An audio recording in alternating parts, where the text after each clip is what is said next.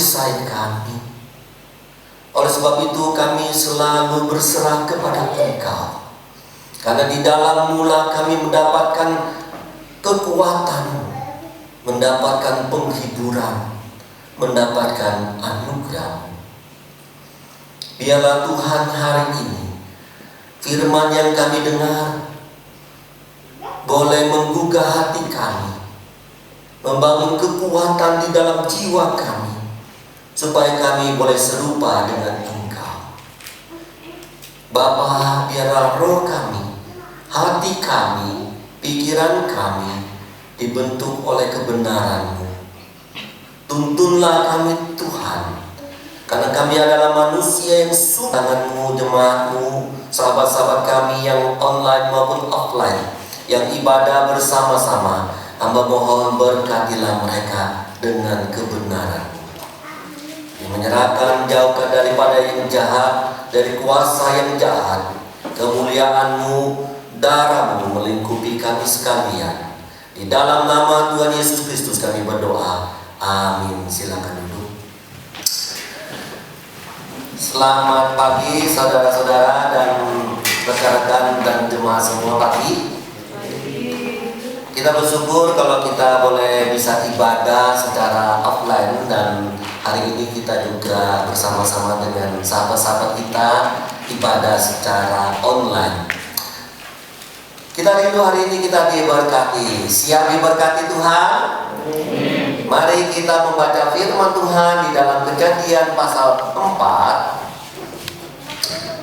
Semua sudah tahu, anak-anak sekolah minggu sudah tahu ya, cerita tentang hal ini ya. Kejadian pasal 4 ayat 1 sampai yang ke-16.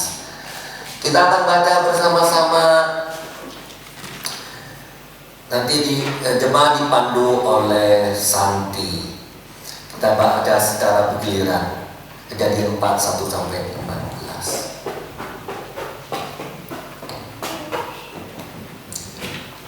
Sampai ayat yang ke-7 saja ya, ada ke-7 saja. Kemudian manusia itu bersetubuh dengan Hawa istrinya dan mengandunglah perempuan itu. Lalu melahirlah Kain, dan maka kata perempuan itu, aku telah mendapatkan seseorang anak laki-laki dengan pertolongan Tuhan. Selanjutnya dilahirkanlah Habel anak Kain, dan Habel menjadi gembala kambing domba, Kain menjadi petani. Setelah beberapa waktu lamanya, maka Kain mempersembahkan sebagian dari hasil tanah itu kepada Tuhan sebagai korban persembahan. Habel juga mempersembahkan korban persembahan dari anak sulung kambing dombanya, yakni lemak-lemaknya. Maka Tuhan mengindahkan Habel dan korban persembahan itu. Tetapi Kain dan korban persembahannya tidak diindahkannya. Lalu hati Kain menjadi sangat panas dan mukanya muram. Firman Tuhan kepada Kain, mengapa hatimu panas dan mukamu muram? Apakah mukamu tidak akan berseri jika engkau berbuat jahat? Tetapi jika engkau tidak berbuat baik, dosa sudah mengintip di depanmu. Ia sangat menggoda engkau, tetapi engkau harus berkuasa atasnya. 8. Kata Kain kepada Habel, adiknya, marilah kita pergi ke padang. Ketika mereka ada di padang, tiba-tiba Kain memukul Habel, adiknya itu, lalu membunuh dirinya. Baik, hari ini kita berbicara tentang persembahan. Iya. Kita sudah lama tidak berbicara tentang persembahan. Kita berbicara, tema kita pada pagi hari ini adalah persembahan yang berkenan kepada Tuhan. Saudara-saudara dan sahabat-sahabatku dimanapun berada, kita sering beribadah, bukan? Iya. Di dalam ibadah kita juga sering memberikan persembahan, bukan? Iya. Pertanyaannya adalah, pertanyaan sangat penting yang jarang kita pikirkan bersama-sama. Yaitu pertanyaannya begini, setiap ibadah, apakah saya itu setiap ibadah dan ketika pulang, adakah kita berpikir, Tuhan, apakah ibadah saya berkenan kepadamu hari ini? Itu jarang dipikirkan. Selesai ibadah, selesai hore, kita langsung ke tanah lot. Oke, kita langsung ke mall, langsung shopping, jalan-jalan. Pernah kita berpikir, tuh pulang sampai di rumah, kita merenungkan, kita 1 jam, 1,5 jam bersama dengan Tuhan. Yang kulakukan ini, apakah itu berkenan kepada Tuhan? Jarang kan? Jujur. Termasuk, apakah persembahan yang saya berikan kepada Tuhan, baik juga perpuluhan, baik ucapan syukur, baik kolekte yang saya berikan kepada Tuhan, apakah itu berkenan kepada Tuhan? Pernahkah kita berpikir setiap pulang ibadah kita melakukan hal ini? Saudara-saudara yang dikasihi Tuhan, padahal saudara, setiap ibadah kita, setiap persembahan kita pasti, saya katakan pasti dinilai oleh Tuhan. Pasti.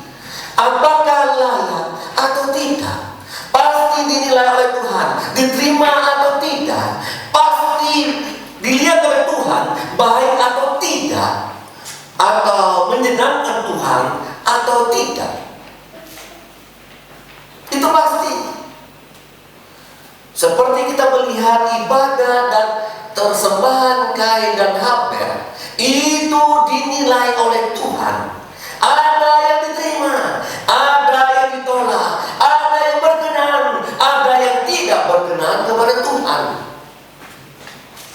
Inilah yang harus ada di dalam mindset kita, yang harus ada dalam pikiran kita, yang harus dalam ada paradigma kita, bahwa apa yang kita lakukan dalam ibadah, apakah itu berkenan kepada Tuhan, persembahan kita diterima oleh Tuhan atau tidak, itu yang kita pikirkan.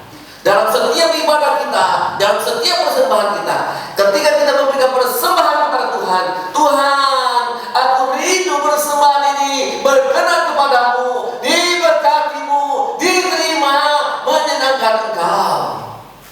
Itulah yang harus ada di dalam hati kita. Setiap kali kita beribadah, setiap kali kita melayani Tuhan. Kenapa setiap kali kita ibadah, kita persiapkan Tuhan, pakai kami dapat melayani Engkau dengan baik dan berkenan menjadi alat Tuhan, membawa jemaat dalam penyembahan dengan roh dan kebenaran itu. Pakai kami. Siapakah kami? Tolong. Itulah kerinduan kita, bukan? Tadi kita jujur.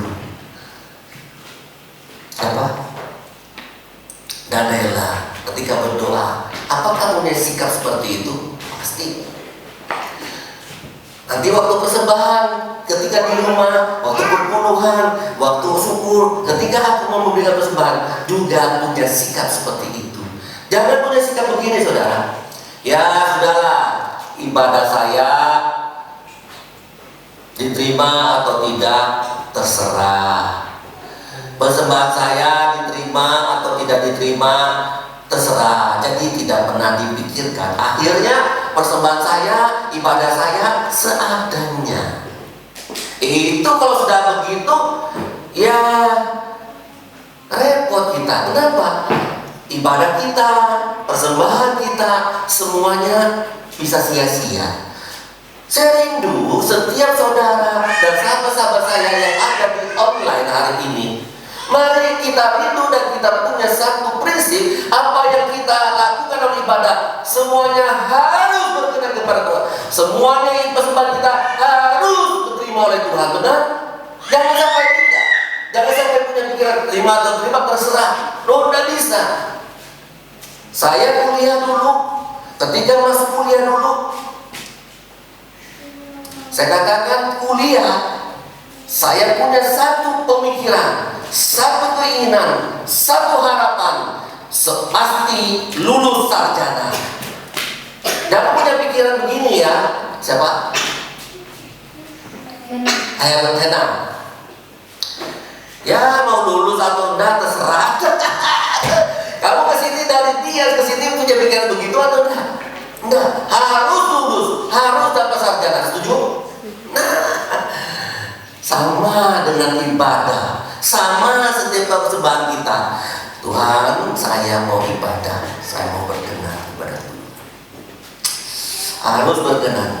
Caranya bagaimana? Nah, itu kan persembahan saya berikan kepada Tuhan, caranya bagaimana? Itu harus ada di dalam pikiran kita, di dalam mindset kita. Jangan sampai ketika ibadah, persembahan tidak membawa konsep itu. Saya percaya Kristiani datang ke sini membawa konsep itu. Aku datang ke Bali, aku kuliah di Unmul, aku akan selesaikan sampai kuliah, sampai selesai sampai sarjana. Kalau bisa menjadi bisa lebih baik daripada itu. Itu konsep yang dibawa dari ini, betul tak? Betul. Demikian juga konsep itu harus kita bawa dalam ibadah, dalam persembahan ketika kita melakukan hal itu. Amin. Ini saya membentuk konsep kalian dulu. Ya, jangan ketika ibadah, ya saya ibadah dah, mau tidur ya tidur. Aku ibadah, nyanyi terserah dah. Kalau mau nyanyi, hatiku nyanyi. Nggak mau nyanyi, nggak nyanyi. Oh jangan saudara, salah itu. Konsep seperti itu salah. Kenapa orang ibadah bisa tidur? Karena membawa konsep yang salah. Kenapa kalian begitu semangat, begitu serius ketika khotbah, ketika berdoa sungguh-sungguh? Karena engkau membawa konsep yang benar di dalam ketika mau ibadah.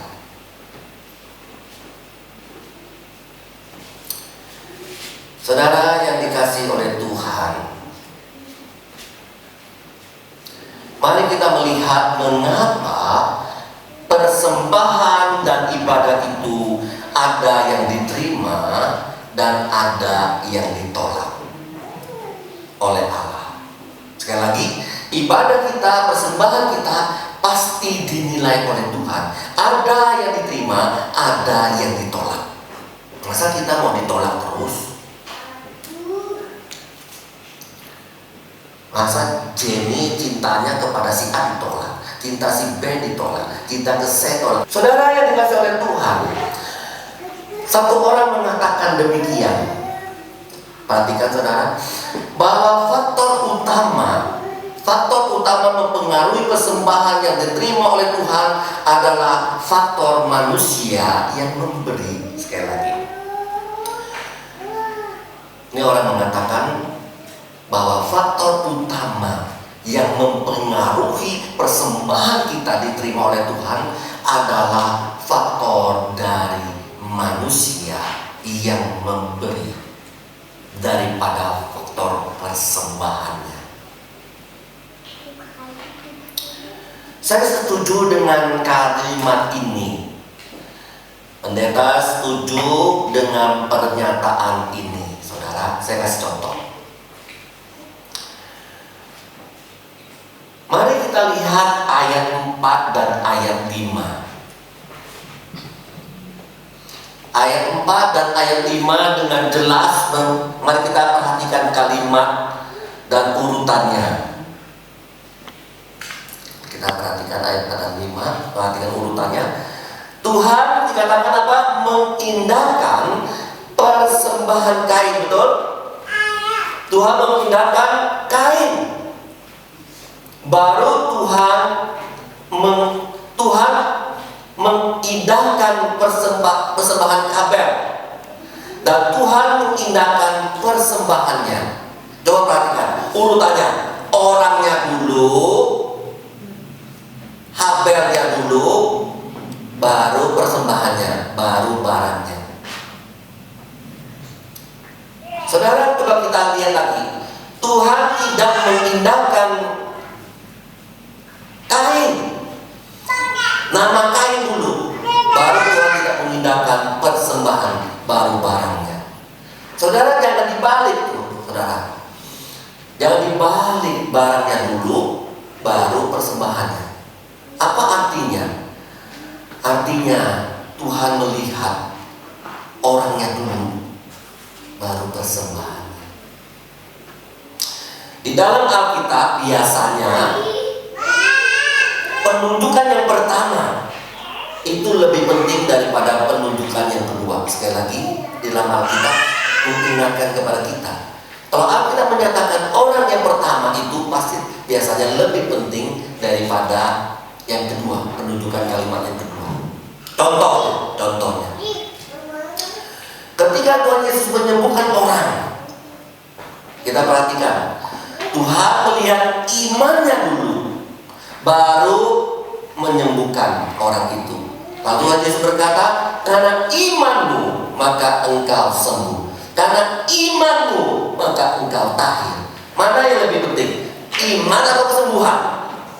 Iman dulu lebih penting daripada kesembuhan. Saudara, sekali lagi seorang ibu dari Surabaya konseling dengan saya beberapa waktu, 2 minggu yang lalu, dan sudah beberapa kali konseling. Anaknya selalu bilang, Pak Pendeta, Musa, mamaku itu loh minta sembuh dari Tuhan. Saudara, saya katakan, sembuh itu nomor 2. Yang terpenting itu iman kepada Tuhan Yesus. Itu yang terpenting. Iman itu nomor 2. Kesembuhan itu nomor 2. Mari kita katakan, kesembuhan itu kecil bagi Tuhan. Tuhan mau sembuhkan itu kecil. Tuhan mau bangun lantai 3 ini kecil. Yang penting iman kita, iman pendetanya, iman pengurusnya, iman jemaatnya bagaimana di hadapan Tuhan. Jadi sekali lagi jelas, faktor utama persembahan ibadah diterima adalah dari faktor manusia yang lebih diutamakan Tuhan daripada barangnya.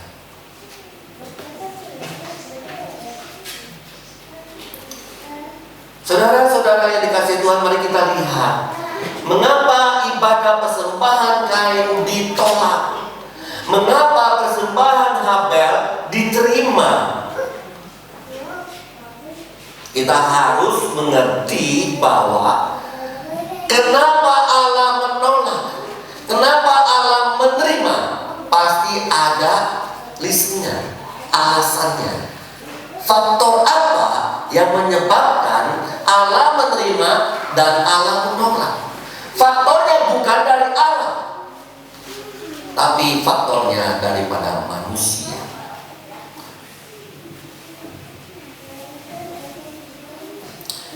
Saudara yang dikasihi oleh Tuhan, kalau kita melihat faktornya Allah menolak persembahan Kain, menerima persembahan Habel, faktornya Allah bukan karena tidak suka, karena Kain mempersembahkan kambing atau Habel mempersembahkan kambing atau domba. Allah menolak persembahan Kain bukan karena Allah tidak berkenan kepada persembahan hasil bumi. Ada orang berpikir, oh Tuhan menolak, Tuhan tidak suka karena ini persembahan hasil bumi. Allah suka kepada hasil ternak. Oh bukan. Ada orang berkata, oh Allah menolak, Allah tidak berkenan karena persembahan Kain itu hanya benda mati misalnya. Allah berkenan menerima persembahan Habel karena persembahannya benda hidup. Oh bukan. Kembali lagi kepada faktor daripada manusia yang melakukan persembahan itu atau ibadah itu.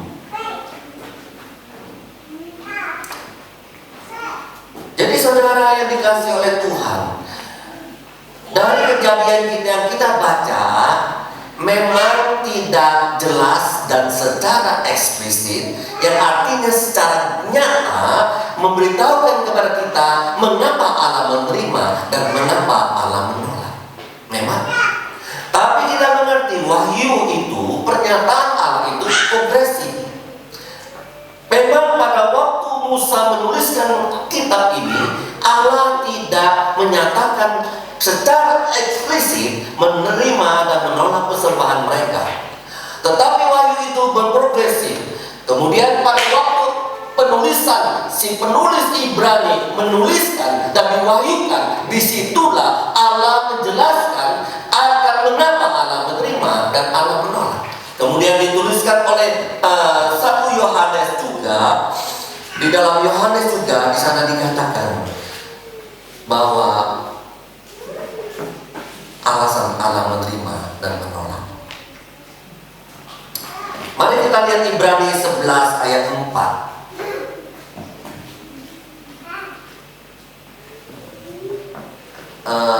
Timuria kalau baca pakai mic yang Santi.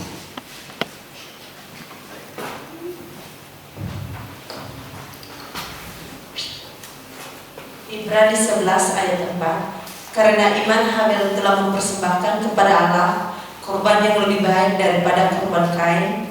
Dengan jalan itu ia memperoleh kesaksian kepadanya bahwa ia benar, karena Allah berkenan akan persembahannya itu, dan karena iman ia masih berbicara sesudah ia mati. Dari sini kita sudah tahu, diberitahu oleh penulis dan Allah kepada penulis dan kepada kita, bahwa Allah berkenan kepada persembahan Habel. Kenapa?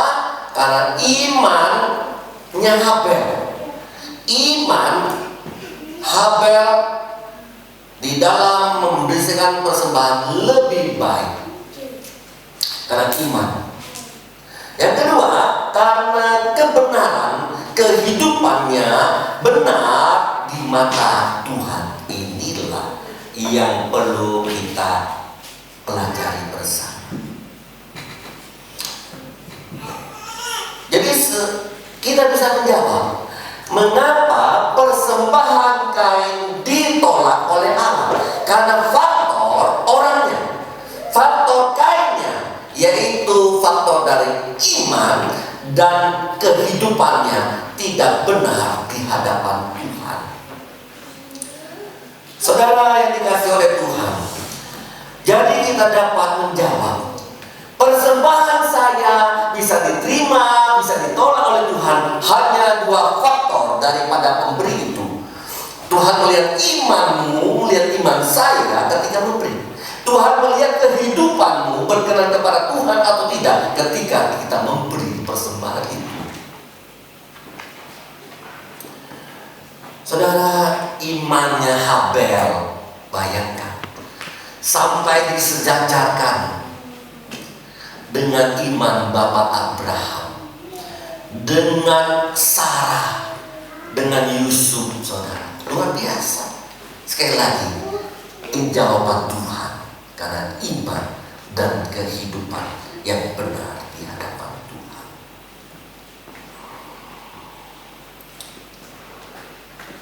Akhirnya saudara, kita bisa lihat ketika persembahan Kain ditolak, ya saudara, marah sekali, kan dikatakan marah sekali karena melihat persembahan Habel diterima. Loh, kok marah sama Habel? Kok marah? Pendeta dengan siapa? Daniela yang begitu anggun, suaranya begitu bagus, pembawaannya begitu bagus dan sebagainya. Kenapa aku udah bisa? Loh, ngapain aku iri dengan dia? Ngapain aku marah? Aku harus koreksi dong. Kalau aku udah bisa seperti dia, kenapa dia diberkati Tuhan, aku tidak? Akhirnya apa? Dia marah, dan marah. Akhirnya membunuh adiknya. Amsal berkata 21:27. Tuntut baca Amsal 21:27. Pakai mic, mana mic-nya?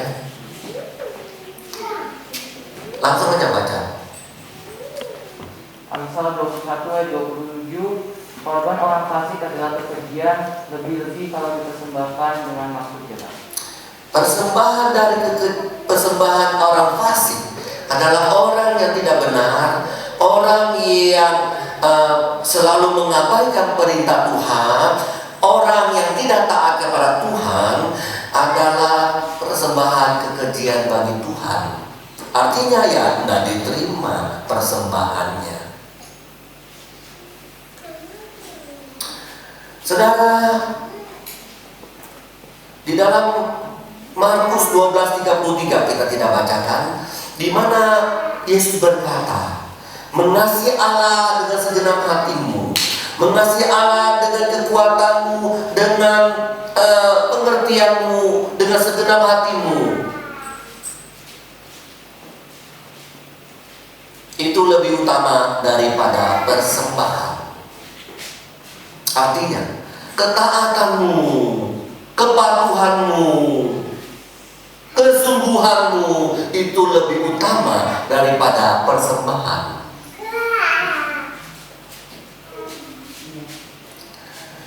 Saudara, kalau kita mengasihi Allah, tentu kita punya iman kepada Dia. Kalau kita mengasihi Allah sungguh-sungguh, ada ketaatan, di sanalah ada iman. Maka ketika kita memberikan persembahan, maka persembahan itu tentu diterima oleh Tuhan. Saudara, itu yang pertama. Yang pertama apa? Persembahan ibadah kita bisa diterima atau ditolak. Pasti ada sebabnya. Persembahan kita, ibadah kita pasti dinilai oleh Allah. Itu tergantung iman kita dan kehidupan kebenaran kita di hadapan Allah. Itu poin pertama. Adakah iman only one kepada Jesus Christ? Tidak ada ilah-ilah lain.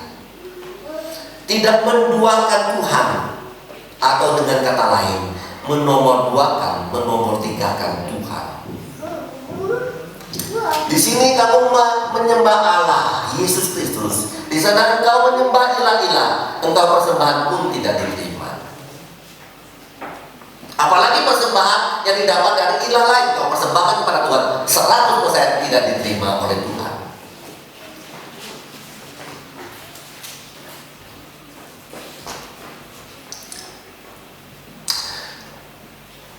Dilan setuju dengan kalimat ini ya? Kita menyembah Tuhan Yesus Kristus, kita juga menyembah ilah-ilah. Kemudian kita dapat berkat dari ilah-ilah itu, kita persembahkan kepada Tuhan. Tuhan terima enggak? Yakin? Oh yakin. Berarti setuju dengan kalimat saya dong? Setuju. Baik.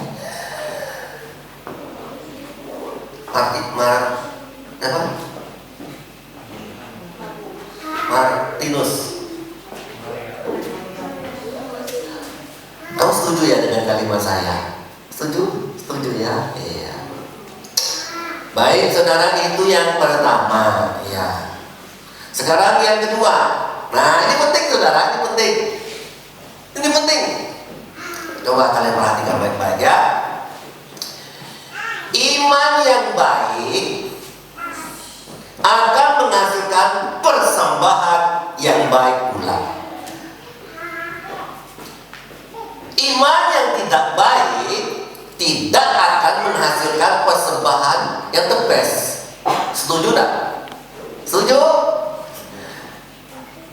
Sekali lagi kita katakan bersama, iman yang baik menghasilkan persembahan yang baik pula. Oke, bisa?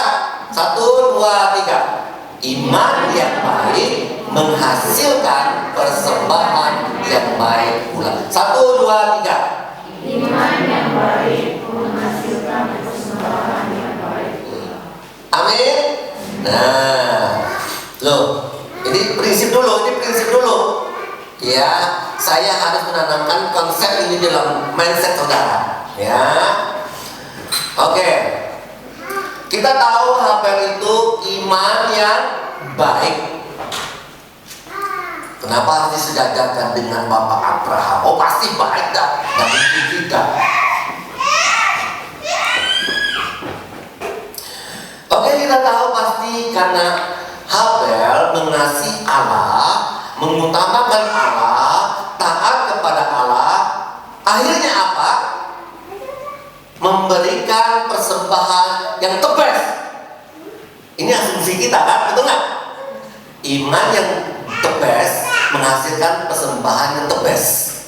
Oke, karena iman Habel the best, maka dia menghasilkan persembahan yang the best. Ini asumsi, tapi belum ada bukti. Setuju? Asumsi baru asumsi. Sekarang saya kasih bukti. Oke. Sekarang kita lihat buktinya. Tapi asumsi. Tuhan pasti memberikan bukti, tidak mungkin hanya sebuah asumsi. Tuhan rindu saudara bukan hanya memberikan asumsi, pernyataan saudara, tetapi suatu bukti dalam tindakan saudara. Misalnya begini, Tuhan, kalau aku lulus, aku akan memberikan persembahan ini. Itu asumsi, bukan bukti. Ketika kita memberikan persembahan itu benar-benar persembahan, itu baru bukti. Tuhan tidak inginkan hanya sebuah asumsi, hanya sebuah pernyataan, tetapi sebuah bukti. Mari kita lihat. Mau MD, aku mencintaimu. Hanya sebuah asumsi dari mulutku. Mau begitu? Enggak mau. Mana buktimu ketika engkau mengatakan aku cinta kepadamu? Itu. Semua orang minta bukti. Saudara pun minta bukti.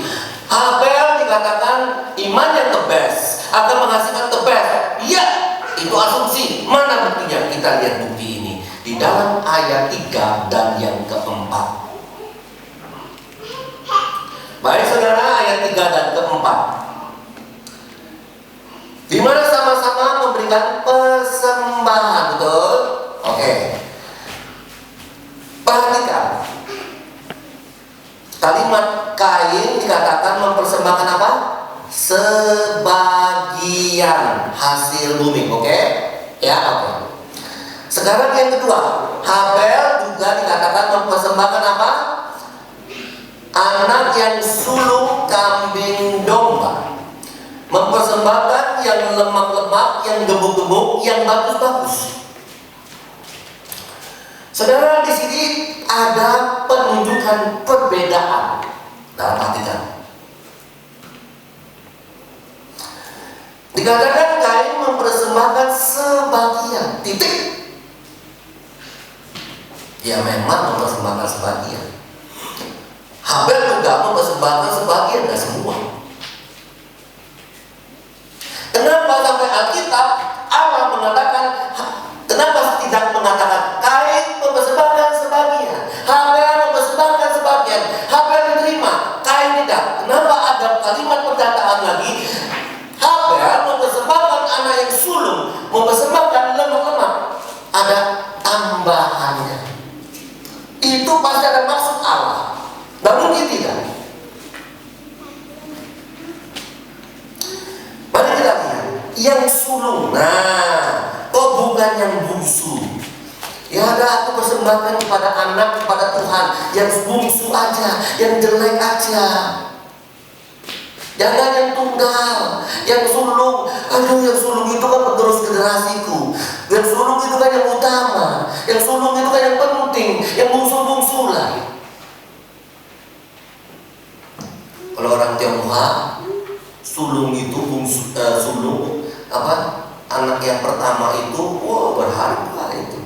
Penerus perusahaan, penerus keluarga. Wow.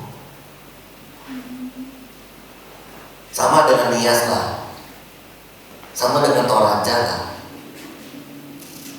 Saudara yang dikasih oleh Tuhan,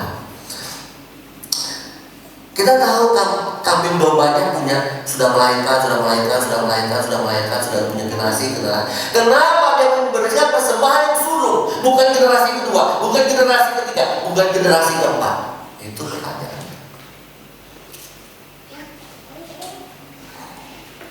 Samalah Abraham diminta oleh Tuhan, berikanlah persembahan anakmu yang sulung itu. Susah didapatkan, yang ditunggu-tunggu itu. Kenapa? Kenapa Abraham tidak berkata, ya tunggu dah, yang kedua, yang ketiga punya anak yang keempat, lalu yang keempat tak kasih Tuhan? Tidak. Tuhan bilang yang sulung, yang itu loh, yang pertama-tama, yang berharga itu loh, yang penting itu loh, yang ditunggu-tunggu itu loh. Kalau tunggu-tunggu itu berharga, oh berharga. Tapi kau bilang, engkau berikan itu. Kenapa sampai sulung sama?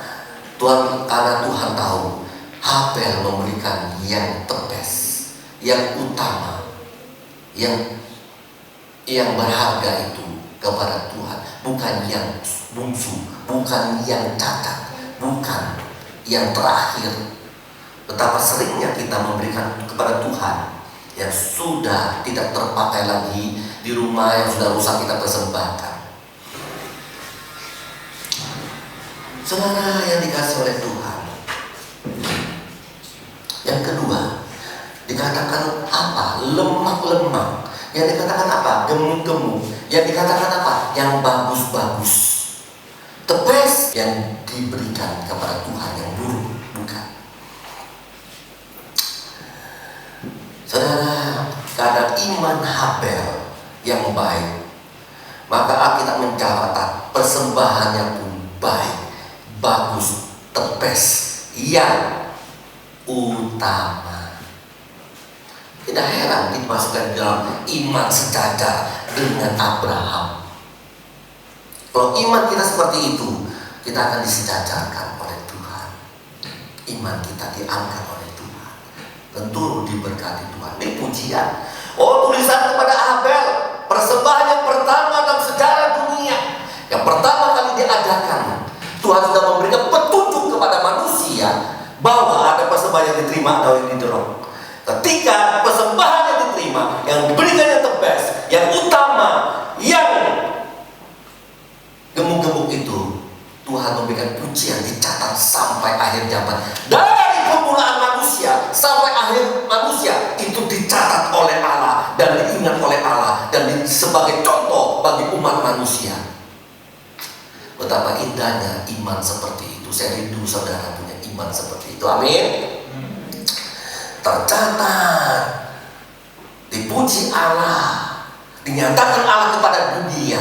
Betapa indahnya hidup seperti itu. Akhirnya hidup itu become useful Christian. Akhirnya Habel menjadi orang yang percaya pada Tuhan, yang berguna, dipakai Tuhan, menjadi contoh bagi dunia dari abad pertama, dari sebelum Masehi sampai akhir zaman. Itulah kerinduan kita, saudara. Become useful Christian. Kalau punya iman, kalau tidak punya iman, tidak mungkin bisa jadi begini, saudara. Tidak mungkin. Tidak mungkin. Percayalah, kalau saudara tidak punya iman, tidak mungkin bisa become useful Christian. Tidak mungkin. Baik saudara yang dikasih Tuhan, sekali lagi kalimat yang cukup penting. Iman yang baik memberikan persembahan yang baik. Amin.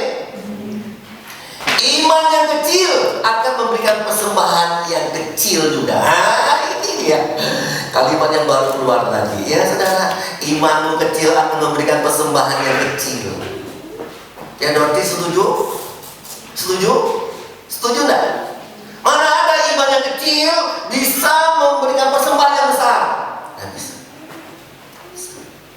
Harus punya iman yang besar baru memberikan persembahan yang bertebes kepada Tuhan.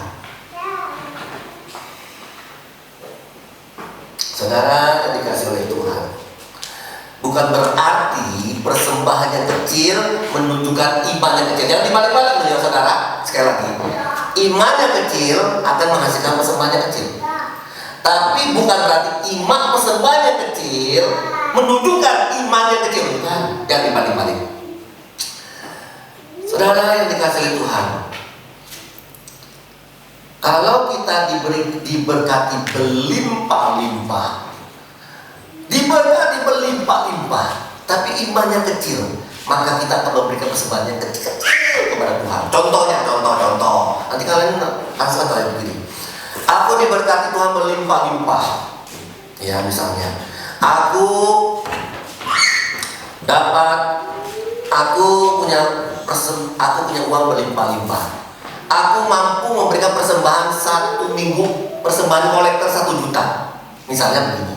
Saya punya uang berlimpah-limpah, perusahaan saya diberkati berlimpah-limpah, saya memberikan persembahan 1 juta, itu tidak ada artinya, 0,00 sekian persen. Tetapi kalau imannya kecil, pasti memberi kemungkinan besar imannya kecil memberikan persembahan 10.000. Itu namanya imannya kecil. Ngerti ya saudara ya? Ngerti ya? Baik saudara yang dikasihi oleh Tuhan, saya percaya Habel punya ternak yang banyak. Dia memberikan yang terbest karena imannya besar. Sekali lagi, karena imannya mengasihi Tuhan. Ini jawabannya. Bukan kasih generasi yang keempat, kelima, keenam yang jelek-jelek. Ternaknya banyak kok, ratusan. Kenapa yang udah kirim yang sedang-sedang lemak-lemaknya yang sedang-sedang atau yang kurus aja dah? Kenapa ya ada gemuk-gemuk yang sedang-sedang atau cukup atau yang kurus-kurus saja dah? Kenapa dah? Karena imannya besar, memberikan yang terbesar kepada Tuhan. Itu dia pengertiannya.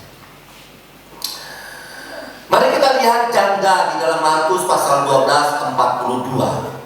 Janda dan orang kaya. Janda ini memberi 2%. Tapi orang kaya ini memberikan ratusan persen. Ya kan? Nah ini perhatikan saudara, saya memberikan logika berpikir. Orang tua janda ini 2%, orang kaya ini ratusan persen.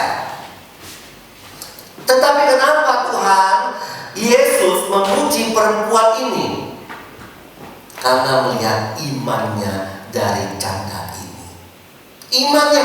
Kenapa imannya? 2% itu kecil, kecil. Tapi memberikan seluruh, dikatakan apa? Seluruh nafkah hidupnya. Itu besar. 2% itu adalah besar. Nah, seluruh hidupnya dia berikan kepada Tuhan. Yang ini orang kaya ratusan persen, tapi adalah bagian dari 0,00 sekian persen dari hidupnya. Dan itu, saudara,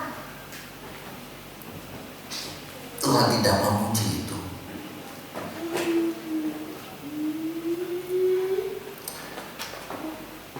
Satu persen itu tidak ada artinya. Persembahan itu kecil di hadapan Tuhan. Jadi sekian ratus persen itu bukan hasil pergumulan iman, tapi 2% dari seluruh janda ini diberikan kepada Tuhan. Hasil dari sebuah pergumulan iman, itulah yang berkenan kepada Tuhan. Baik saudara, kita lihat lagi Markus 14:3-5. Tampilkan saja Markus 14:3-5. Baik, di sini berbicara pada seorang perempuan mengurapi Yesus dengan minyak nawastum yang dikatakan 300 dinar. 300 dinar itu berapa? 40-45 juta. Tuh. Bisa hidup berapa bulan itu?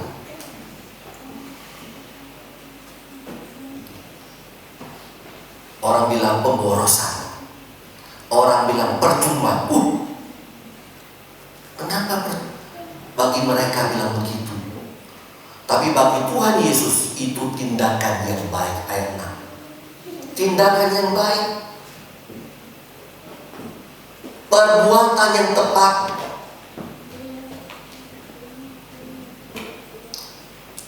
Saudara, ketika ketika Tuhan Yesus mau mati, diminyaki dengan harga sekian. Seluruhnya dikatakan. Minyak nawastu itu, bayangkan, seluruh minyak itu dari atas rambut sampai ujung kaki.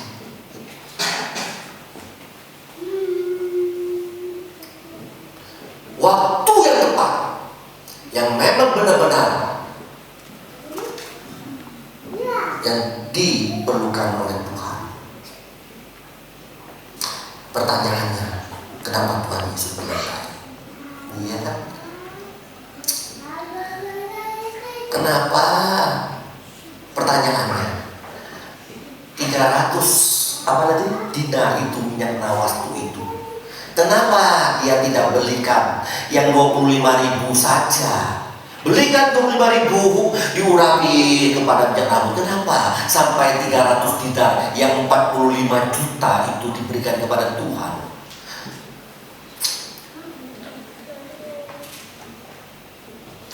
Sering kita berpikir, ya sama seperti orang-orang itu, percuma dong pemborosan, kasih aja yang 25.000 aja cukup kan?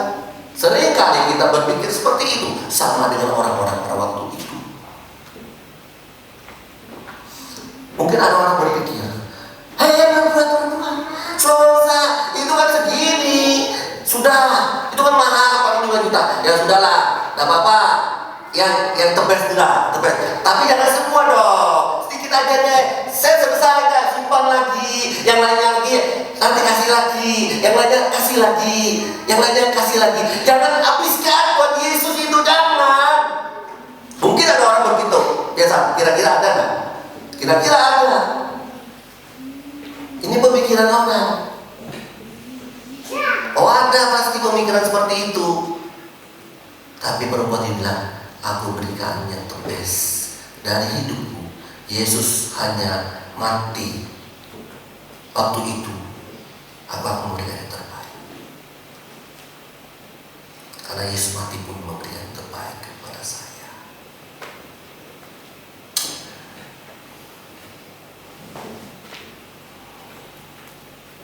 Sekali lagi, iman perempuan ini iman yang terbes, memberikan yang terbes.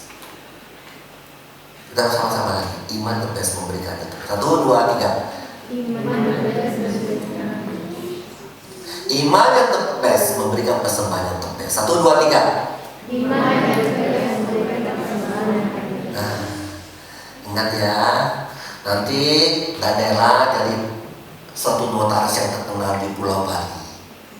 Amin. Amin. Amin. Amin. Mamamu dengar loh ini.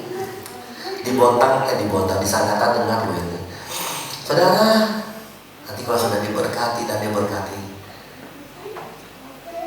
jangan lupa persembahkan yang terbes kepada Tuhan. Amin.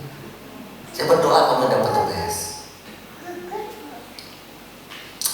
Saya juga berdoa untuk jemaatku yang dapat mendapatkan yang berimanku. Saya tidak bisa terpaksa. Waduh, Jenny sudah diberkati Tuhan berlimpah-limpah, tapi memberikan persembahan 10.000 dan 1.000. Saya susah juga ngomong. Tapi saya sebagai pendeta boleh mengingatkan, Jenny, kamu diberkati berlimpah-limpah. 1 juta pun engkau tidak pernah kemiskinan. Tapi kenapa engkau memberikan 1.000? Saya punya kerinduan untuk berbicara kepada Jenny seperti itu. Kalau imannya Jenny seperti itu. Tapi jangan marah loh, Pak Pendeta ini. Tidak apa-apa, pendeta memang suka dimarahin sama jemaat. Saudara yang dikasih oleh Tuhan, iman dan rasa syukur persembahan kita tentunya harus lebih besar dan lebih besar persembahan yang kita berikan berkualitas. Misalnya begini, saya sudah pernah ngomong, 10 tahun saya diberkati Tuhan dengan gaji 1 juta. 10 tahun saya diberkati Tuhan 1 juta, maka saya persembahkan Tuhan 1.000. Sekarang sudah 10 tahun yang lalu aku bekerja, diberkati Tuhan, gajiku 10 juta. Aduh, terima kasih. Satu tahun naik 1 juta, naik 1 juta. Aduh, bersyukur. Tapi persembahanku sudah dapat 10 juta. Aku persembahkan itu setiap hari ini 1000. Itu menandakan suatu iman. Saudara, berarti imanmu 10 tahun yang lalu sama imanmu sekarang itu sama. Itu logika berpikirnya seperti itu. Harusnya iman kita bertumbuh. Oh iya, kalau iman dulu 10 tahun iman kita bertumbuh, persembahan kita bertumbuh. Begini kita diberkati berlimpah-limpah, iman kita bertambah-tambah. Tentu persembahan kita tidak segitu. Rasa syukur kita kepada Tuhan jangan sama kualitasnya dulu sama sekarang. Jangan. Harus berlipat-lipat rasa syukur kita kepada Tuhan. Amin. Saudara yang dikasihi oleh Tuhan, biar Tuhan menolong kita, memberkati kita. Itulah firman Tuhan hari ini. Kita tahu sekarang bahwa setiap ibadah kita dinilai oleh Tuhan, persembahan kita itu bisa ditolak, bisa diterima oleh Tuhan. Itu pasti ada sebabnya. Bukan salahnya Tuhan, tapi salahnya sang pemberi persembahan, sang yang melakukan ibadah itu. Faktor yang diterima atau ditolak itu karena iman dan karena faktor kebenaran kehidupannya di hadapan Tuhan. Saudara yang dikasihi Tuhan, yang kedua, iman yang baik menghasilkan persembahan yang baik. Iman yang tebes menghasilkan persembahan yang tebes. Jangan iman kita seperti iman yang dulu. Masa kita mau kita sudah bisa berlari kembali lagi seperti mau merangkak? Jangan. Sekarang pertanyaan ini, pendeta ngomong persembahan dalam kondisi COVID bagaimana? Kalian sudah bisa berpikir di dalam memberikan persembahan kepada Tuhan. Biar Tuhan menolong kita dan memberkati kita. Mari kita berdoa. Terima kasih Tuhan untuk firman-Mu. Dialah Tuhan ketika kami belajar tentang kebenaran. Kami mau persembahan kami, ibadah kami boleh berkenan, boleh diterima, menjadi bau yang harum di hadapan Tuhan.